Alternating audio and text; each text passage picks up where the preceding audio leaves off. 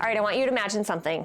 It's August, your kids are heading back to school, and instead of spending the entire summer staring at screens and asking for money and telling you they're bored, they've actually learned how money works, how to earn it, how to save it, how to give it, and maybe even how to make some of their own.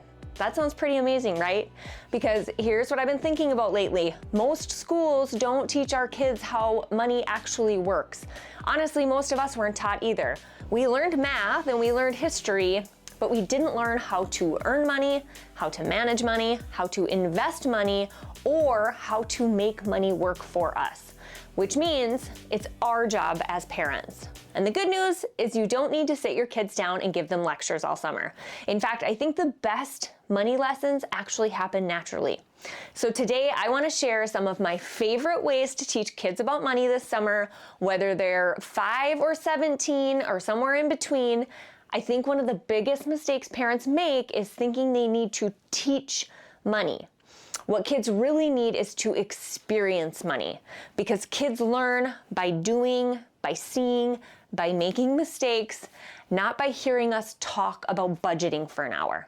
Think about it. You didn't learn to ride a bike by reading about it. You learned by getting on the bike. And money works the same way. So lesson number 1 is teach that work is a good thing. One idea I recently heard that really stuck with me is how wealthy families talk about work. Instead of saying, I have to go to work, they say, I get to go help people. Think about that. What a difference. Because the message isn't work takes me away from my family. The message becomes work creates value. Work helps people. Work solves problems. And money follows value. That may sound simple, but that's a lesson many adults never even learn. Lesson number 2, the summer earning challenge. This is one of my favorite ideas. Have your kids brainstorm, how can I earn $100 this summer, or maybe $4,000, depending on their age. And then let them figure it out. Maybe it's babysitting, dog walking, mowing lawns, pulling weeds, washing cars, selling lemonade, helping neighbors, or an actual job. The amount isn't the point. The lesson is they start seeing that money comes from creating value. Lesson number 3, spend, save, give. This is a classic because it works. 3 jars or 3 envelopes or 3 buckets, whatever works, spend, save, give. When money comes in, it gets divided. And I love this because it teaches kids that money always has a job. And it introduces something most kids don't naturally think about, saving. Most kids think money is for spending. This teaches them that saving is just as important, and giving is important too. Lesson number 4, you become the bank. This one is brilliant. If your child wants to save money, become the bank and pay them interest. Not real world interest, kid interest, fun interest. Maybe they save $20 and earn an extra $2 or $5. The goal isn't financial accuracy, the goal is teaching the concept. You want them to start asking, wait, my money can make money? Because that's one of the biggest wealth lessons they'll ever learn. If you have older kids like me, I love the Greenlight card. They can transfer money to a savings account as well as an investment account. My son just told me the other day he's up 8% on his investments. He's literally watching his money make money. And that lesson is invaluable. Lesson number 5 is teach the opportunity cost. I know this sounds fancy, but it's actually simple.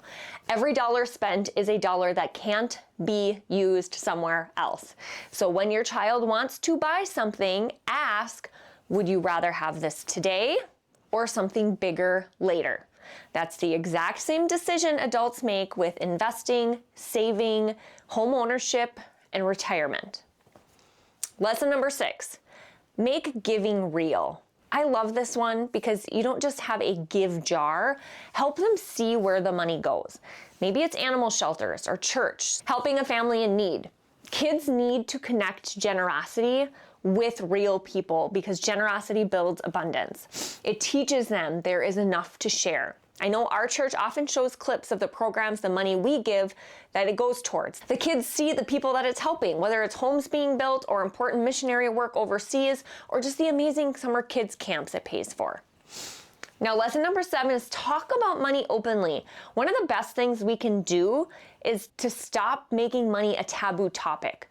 Let your kids hear how decisions get made, how savings works, why you're investing, why you bought something, why you didn't buy something.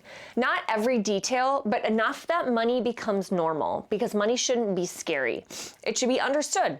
We are currently working through the potential sale of a commercial investment, so the kids have heard us discussing our options of what we can do with the proceeds and the pros and cons of each. They have even chimed in a few times and asked questions, so we know they're listening. And my favorite lesson of all, if I had to pick one thing I hope my kids learn, it's this: money is a tool. That's it. Money is not success. Money is not worthiness. Money is not happiness. Money is a tool. A tool that gives you options, a tool that creates freedom, a tool that helps you help other people. And if our kids understand that, they're already ahead. So as we kick off this Summer Wealth series, here's my challenge for you. Pick one money lesson from today's episode, just one. You don't have to do all 7, just pick one thing and try it this summer. Because the conversations that you have with your kids today could shape the way they think about money for the rest of their lives.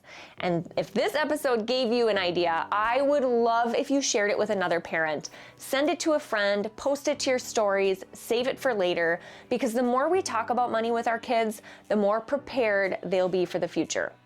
And next week in our Summer Wealth series, we're talking about something a little different. The wealthiest women I know spend summer differently. Not because they have more money, but because they think differently about time, energy, memories, and what really matters. And I can't wait for that conversation. See you next week.